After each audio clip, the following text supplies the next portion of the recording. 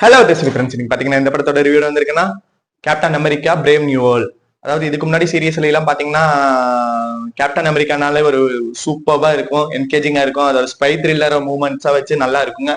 அவெஞ்சர்ஸ்ல என் கேமோட வந்து இந்த ஸ்டீவ் ரோஜர்ஸோட சாப்டரை முடிச்சிருப்பாங்க. அடுத்தது சாம் வில்சன் வந்து இதுல வந்து கேப்டன் அமெரிக்காவா பொறுப்பேற்றிருப்பாரு. அவர் பொறுப்பேற்ற பிறகு என்ன நடந்துச்சு பார்ப்போம். அதுதான் இந்த படத்தோட கதை, captain America brave new world. அதாவது இந்த படத்துல வந்து ஆரம்பத்துல பாத்தீங்கன்னா கேப்டன் அமெரிக்கா பிரசிடென்டா வந்து ஒரு ராணுவ தளபதியா இருந்து அமெரிக்க அதிபரா பொறுப்பேற்றிருக்கிற ராசுங்கிற கேரக்டர். அவரு பாத்தீங்கன்னா வந்து அமெரிக்கா ஒரு அடமேண்டின்னு ஒரு பொருளுங்க, விண்வெளியில இருந்து வந்த பொருள். அந்த பொருளுக்காக வந்து 4 நாடு சண்டை போடுது. அதை வந்து நம்ம கேப்டன் அமெரிக்கா வச்சு எடுத்துட்டு வந்து வச்சிருப்பாரு. யாரு? நம்ம ஆளு யாரு? அமெரிக்க அதிபர். அதே டைமிங்ல இன்னொருத்தர் லீடர்னு இருப்பாங்க. இந்த லீடர்னு அவர் பாத்தீங்கன்னாலே கொஞ்சம் வித்தியாசமான முகத்தோட்டத்தோட இருப்பாரு. அவருதான் வந்து இவருக்கு, யாருக்கு? கேப்டன் அமெரிக்காவுக்கும் அமெரிக்க அதிபருக்கும் வந்து ரொம்ப தொந்தரவு கொடுத்துட்டு வந்துட்டு இருப்பாரு. அவர் பாத்தீங்கன்னா என்ன பண்ணுவாருன்னா, இவங்களுக்கு வந்து செய்யற வேலைகளில எதுவும் பண்ணாம, அதாவது அவங்களுக்குள்ள வந்து ஹார்ட் பீட்டை மானிட்டர் பண்ணி அது மூலமா வந்து அவங்களை வந்து மைண்ட் கண்ட்ரோல் பண்ணி வச்சிருப்பாரு. அப்படி வந்து இந்த கேப்டன் அமெரிக்காவுக்கும் அமெரிக்கன் பிரசிடென்ட்க்கு இவர் தொல்லை தந்துட்டே இருப்பாரு. அப்படி தொல்லை தந்துட்டு கடைசியில பாத்தீங்கன்னா கேப்டன் அமெரிக்கா வந்து இவங்க கிட்ட இருந்து தன்னோட அமெரிக்காவை காப்பாத்தினாரா, மீதி அந்த பொருள் என்னாச்சு, அடக்கேண்டியம் என்னாச்சு, அதுதான் இந்த படத்தோட கதைங்க.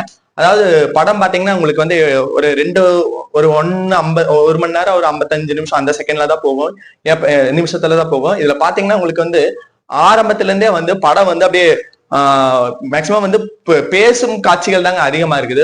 பழைய படத்துலயும் பாத்தீங்கன்னா அவெஞ்சர்ஸ் படம்னாலே என்ன சொல்லுவோம், டக்கு டக்கு டக்குன்னு அடிதடி காட்சிகள், சண்டை காட்சிகள். அந்த இதுல வந்து எப்படி சொல்றது, ஒரு ஒரு என்கேஜிங் பண்ற மாதிரி சீன்ஸ் எல்லாம் எதுவுமே இல்லாம இதுல பாத்தீங்கன்னா ஒரு நார்மலா தான் போகுது. ஒரு மேக்சிமம் சண்டை காட்சிகளே ஸ்டார்டிங்ல இருந்து 1, 2, 3 சீன் தான் இருக்குது. ஃபைனல் கிளைமேக்ஸ் காட்சிகள் தான் நல்லா இருக்குது. அதே மாதிரி இந்த படத்துல பாத்தீங்கன்னா வரக்கூடிய காமெடி காட்சிகள் ரொம்ப குறைவா இருக்கு. ஏன்னா வந்து இந்த கேப்டன் அமெரிக்கால எல்லாம் பாத்தீங்கன்னா காமெடிகள் கொஞ்சம் வந்து சைட்ல ஒட்ட வச்சிருப்பாங்க. அதெல்லாம் கொஞ்சமே ஒண்ணுமே கம்மியா தான் இருக்குது இதுல. அதுவும் இல்லாம வந்து உங்களுக்கு படத்துல வந்து ஹீரோயிசமே தெரியாத மாதிரி இருக்குது. அதாவது சாம் வில்சன் சார் வந்து கேப்டனா பொறுப்பேற்ற பிறகு வந்து அவருக்கான ஹீரோயிசம் எப்படி இருக்குது, அவர் எப்படி நடந்திருக்காரு, எப்படி பேசியிருக்காரு, இதெல்லாம் வந்து பண்ணாம அவர் சும்மா நார்மலா ஏதோ ஒரு ஹீரோ. ஏன்னா அவங்க புலனாய்வு பண்ணா நல்லா இருக்கு. இப்ப ஸ்பை த்ரில்லர்னா எப்படி போகும், இதை கண்டுபிடிச்சு அதை கண்டுபிடிச்சு அப்படி போனா நல்லா இருக்கு. ஆனா இந்த படத்துல அப்படி எதுவுமே இல்லாம வெறும் ராவா ஒரு டீடைல்டே இல்லாம அப்படியே போகுது. அதுலயும் பாத்தீங்கன்னா வில்லனே வந்து டக்குன்னு பார்த்து பேசுற மாதிரியும், வில்லங்கிட்ட வர போர்ஷன்ஸ் அந்த மாதிரி ஒரு டெப்தா இல்லாத மாதிரி இருந்ததுதான் எனக்கு ஃபீல் ஆச்சு. கிளைமேக்ஸ்ல பாத்தீங்கன்னா வேணா அந்த ஃபேண்டசி சீன்ஸ் எல்லாம் ரொம்ப நல்லா இருக்கு. அந்த ட்ரோனை வச்சு இப்படி கண்ட்ரோல் பண்றது, அப்புறம் வந்து இது அமெரிக்க அதிபர் கப்பல்ல இருக்கிறப்ப வந்து ஜப்பான் நாட்டுக்காரங்க வந்து தாக்குவாங்க பிளைட் மூலமா. அந்த சீன்லாம் வந்து உண்மையாலுமே பரபரப்பா இருந்துச்சு. மத்தபடி படம் பாத்தீங்கன்னா ரொம்ப பிளாட்டா போகுது. என்னடா இது கேப்டன் அமெரிக்கா ரொம்ப என்னடா இப்ப பார்த்தாலும் பேசிட்டே இருக்காரு, படத்துல ஒண்ணுமே இல்லையா, அந்த மாதிரிதான் தோண வைக்குது. ஏன்னா வந்து இதுக்கு முன்னாடி படங்கள்லாம் வந்து அவெஞ்சர்ஸா இந்த கேப்டன் அமெரிக்கா எல்லாம் பாத்தீங்கன்னா அவெஞ்சர்ஸ்ல இருந்தா பக்காவா பிளே பண்ணவர் என் ஃப்ரெண்டு கூட சொன்னாரு. ஆனா இந்த படத்துல எனக்கு என்ன ரொம்ப நாளைக்கு அப்புறம் பாக்கறனால இதை பத்தி தெரியாதனால நான் எனக்கு தெரிஞ்ச அளவுல சொல்றேன். ரொம்ப பிளாட்னா ஒரு பாக்குற ஒரு 2-3 சீன் தான் வந்து உங்களுக்கு வந்து திருப்தி தருமையா வழியே, மத்ததெல்லாம் வந்து ரொம்ப ராவா பிளாட்டா. அந்த ஆள் வந்து அந்த லீடர்னு இருப்பாருங்க வில்லன், அவர் வந்து மைண்ட் கண்ட்ரோல் பண்ணுவார். ஹார்ட் பீட்டை வந்து மானிட்டர் பண்ணி எல்லாத்தையும் வந்து மைண்ட் கண்ட்ரோல் பண்ணி வச்சிருப்பாரு. அவர் ஒரு நோட்ஸ் எடுத்து வச்சிருப்பாரு. அதெல்லாம் பாக்குறதுக்கு உங்களுக்கு வந்து உண்மையாலுமே வந்து கொஞ்சம் திருப்தி தர மாதிரி இருக்கும், கொஞ்சம் டிஃபரெண்டா இருக்கும். ஆனா நம்ம ஹீரோ வந்து அந்த ஸ்பை த்ரில்லர் பண்ணி கொண்டு போய் முடிச்சிருந்தாருன்னா நல்லா இருக்கும். அதே மாதிரி வந்து இது வந்து சொல்லக்கூடாது, சரி இருந்தாலும் பரவாயில்ல சொல்றேன். அதுல என்னன்னா நம்ம அமெரிக்கன் பிரசிடென்ட் தான் கடைசியில வந்து ரெட் ஹல்கா மாறி வராரு. என்ன மைண்ட் கண்ட்ரோல் இது பண்ணி அந்த மாதிரி ஆயிருக்கும்னு நினைக்கிறேன், என்னோட தாட்டு.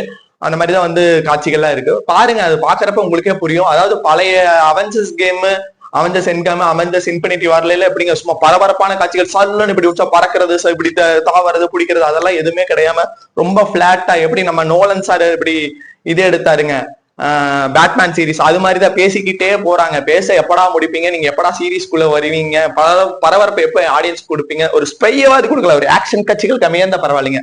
ஆனா மத்தபடி படத்துல வந்து ஃபைட் சீன்ஸ் நல்லா இருந்தது. டெக்னிக்கலா வந்து விஎஃப்எக்ஸ் சீன்ஸ் ஓகே. அப்புறம் பாத்தீங்கன்னா உங்களுக்கு சவுண்ட் டிசைனிங் ஓகே, எல்லாமே நல்லா இருந்து, ஒரு கேமரா குவாலிட்டி, ஒளிப்பதிவும் அவ்வளவு அருமையா பண்ணியிருந்தாங்க. ஆனா படத்தோட திரைக்கதை அவ்வளவு பிளாட்டா இருந்தனால, ஏன்னா வந்து கேப்டன் அமெரிக்காக்கு இதுக்கு முன்னாடி ஃபால்கன் ஒன்னு கொடுத்துருப்பாங்க, அதுல எல்லாம் நல்ல ஒரு இன்ட்ரோ கொடுத்துருவாங்க. ஆனா இதுல வந்து அதோட டச் விட்டு போனது எனக்கே என்னமோ அப்படி தோணுது. அதனால இந்த படத்தை பாக்குறவங்க பாக்கலாம்.